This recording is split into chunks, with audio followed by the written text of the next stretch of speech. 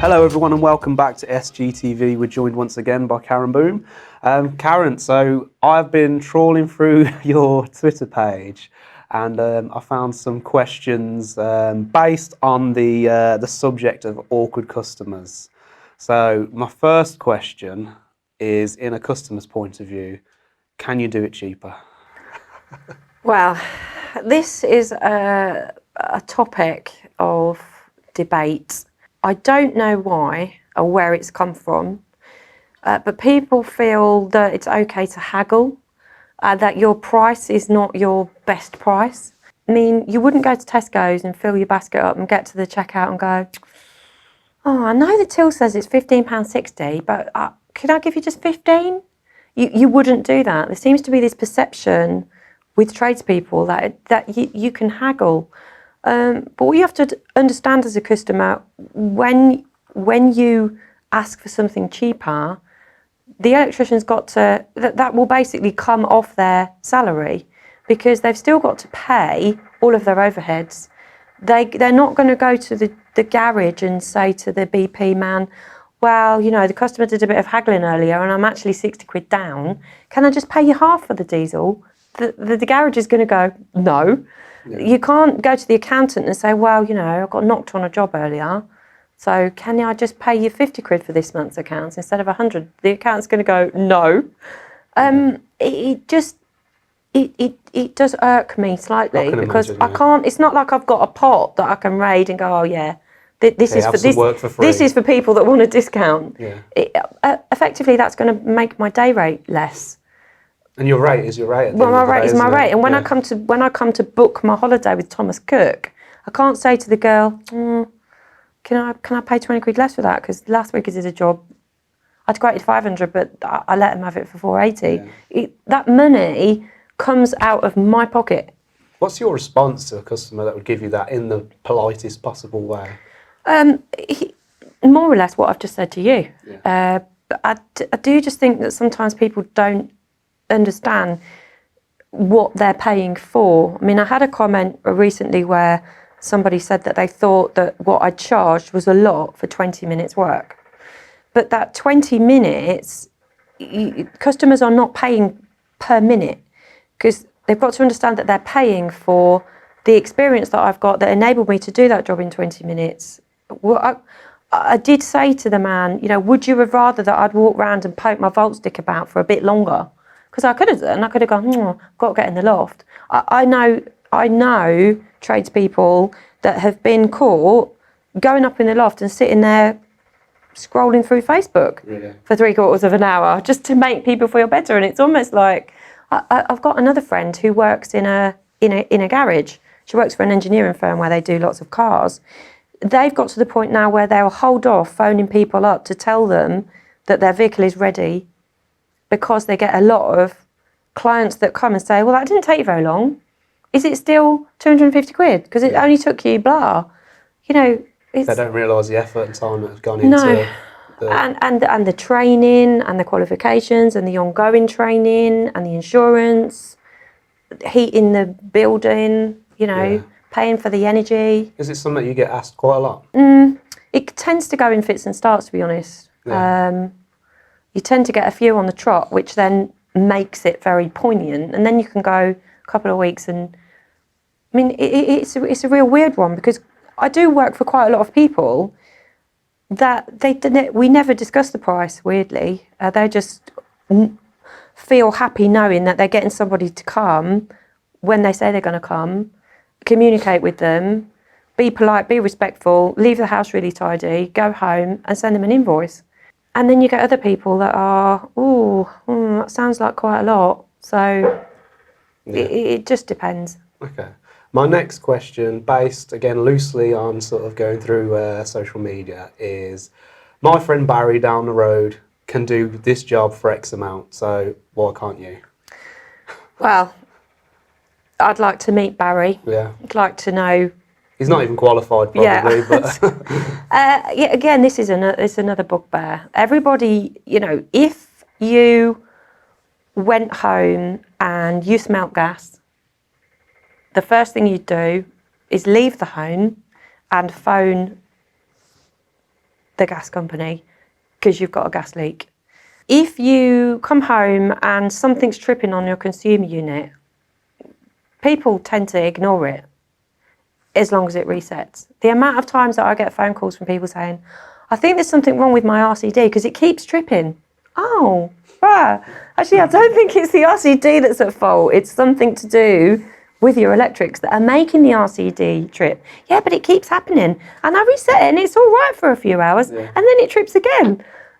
Everybody wants to have a go and thinks that it's okay to mess with the electrics. What people don't realise is that there's a massive difference between joining two bits of copper together and making something work and making something safe. You know, I say to people say, "Oh yeah, I know about electrics. I can wire a plug." Okay, you can wire a plug.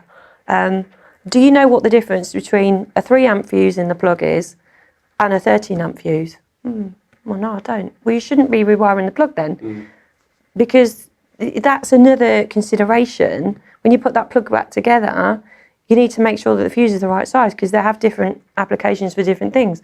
Oh, I just thought a plug was a plug. Yeah. Well, and the other thing that is it's a bit disheartening for us sparkies is if you're gas safe, there are, you know, let's say as a layman, if you tried to order something on the Screwfix website, for example, to do with gas, there are certain products that Screwfix sell that you have to be registered with them to buy, and you have to have a gas safe registration number. And if you don't, you'll get a warning that comes up on the screen and it will say, unfortunately, we are not able to sell this product to you because it comes under the gas safe. You can go to Screwfix and you can buy cable, you can buy a consumer unit, you can buy anything to do with electrics, and nobody's ever going to ask you a question of what you're going to do with it.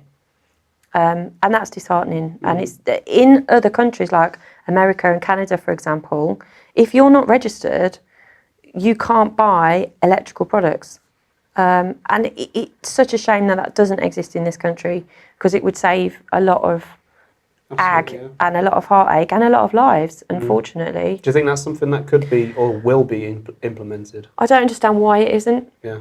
I just... Money from wholesaler points of view? I don't know. Possibly. The amount of times that I go out to jobs, and it's usually women actually, because there tends to be quite a high proportion of my clients are women, not exclusively.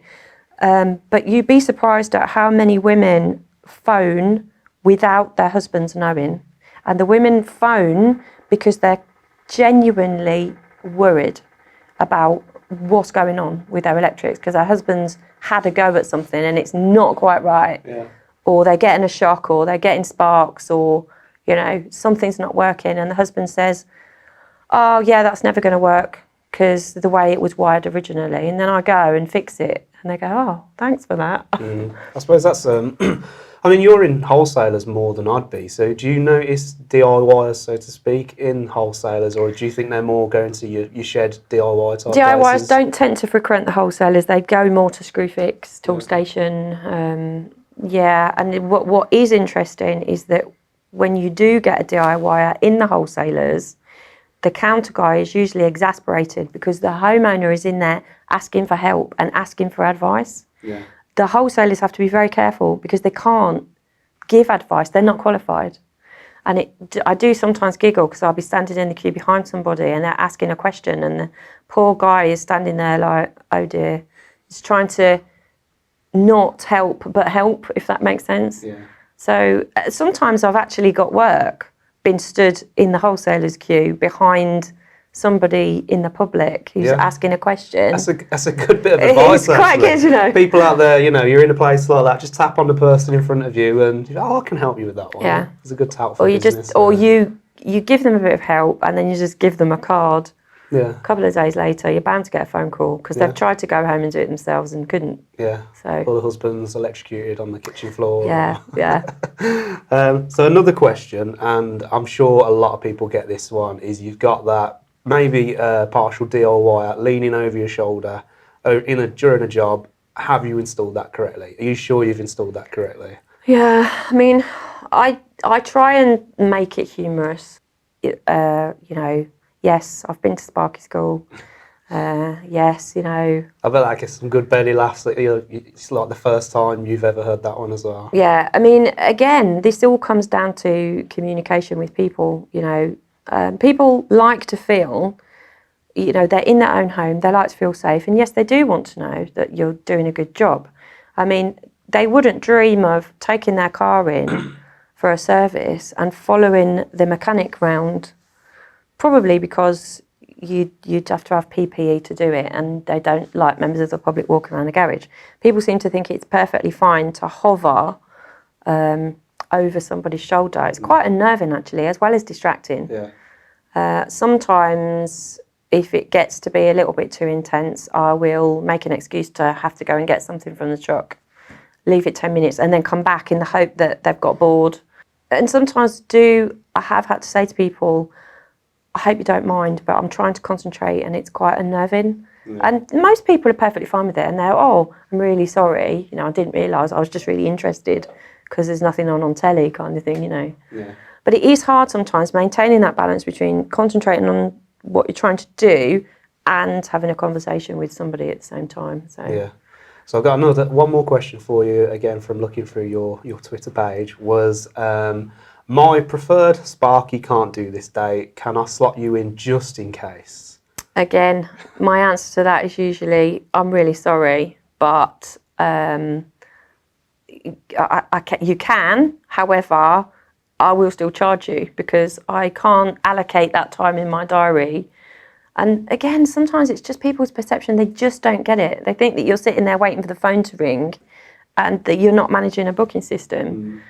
Yeah, and... I mean, how far in advance do you sort of try and manage your weeks so you know what you've got coming in? Well, it's funny because when I first started, this was a real learning curve.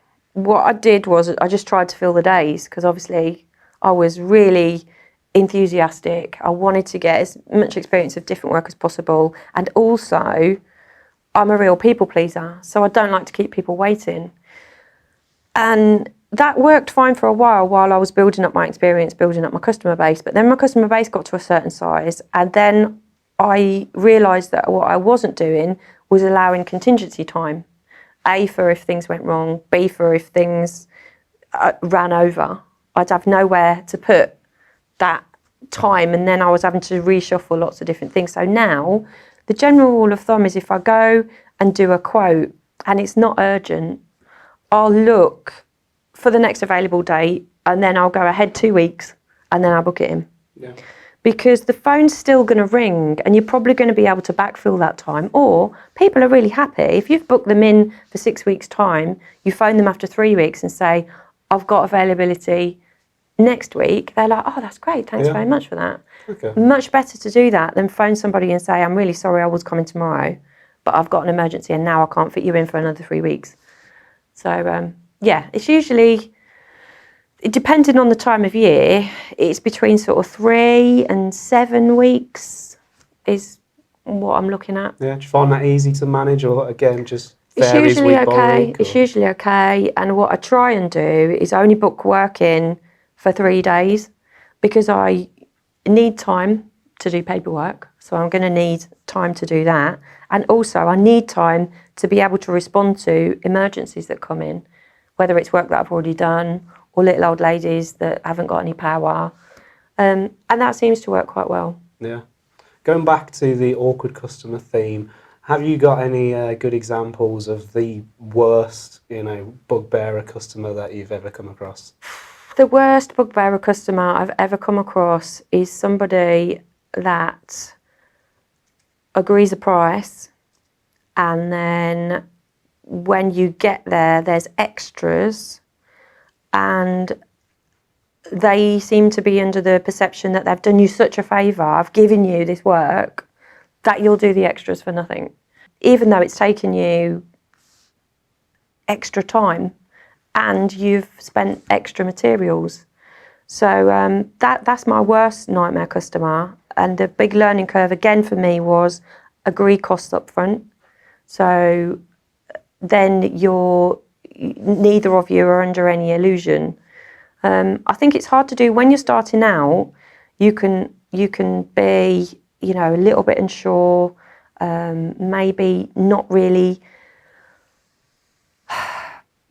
know what your worth is, but you have to remember that you're doing something that somebody else can't do. That's why they've called you. Yeah. In the same way that they go to a doctor because they can't diagnose themselves with what's wrong with them. And your time comes at a cost, and it comes at a cost of all of the overheads that you've got for running your business, all of the ongoing expenses that are associated with running that business, the experience that you've gained, because you are a good spark. That's why you're there doing that job. So it comes down to confidence, and also just assertiveness of that you know what you're worth, and that you're not going to haggle. Yeah, I suppose that comes with time, experience, and it's just one of those things you need to build up and be confident with yourself. Yeah, definitely. Okay, right. And if anyone out there has got any good examples of awkward customers, then please do let us know. That would be great to hear from you. So that's all we've got time for today from me and Karen, and we'll see you again next time. Thank you.